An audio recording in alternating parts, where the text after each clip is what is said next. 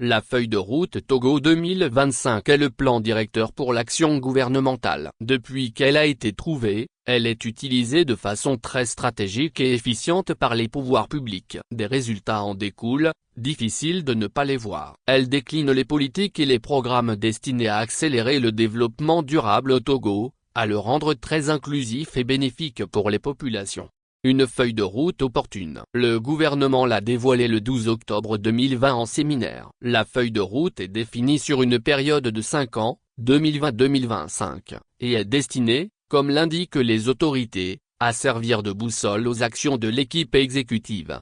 C'est donc un référentiel qui succédait donc au fameux Plan national de développement, PND 2018-2022, ayant produit lui aussi des résultats, quoique perturbé entre-temps par la crise sanitaire et le contexte Covid-19.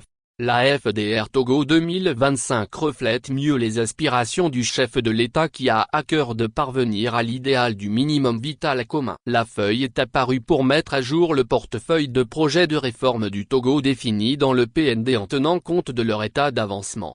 Elle comporte 3 axes stratégiques. Renforcer l'inclusion et l'harmonie sociale et consolider la paix, dynamiser la création d'emplois en s'appuyant sur les forces de l'économie, moderniser le pays et renforcer ses structures. Ces 3 axes sont déclinés en 10 ambitions représentant les défis du pays et 42 projets et réformes prioritaires. Plus de 3,000 milliards de francs CFA d'investissement sont nécessaires pour atteindre les objectifs d'ici à 2025, ont prévu les autorités.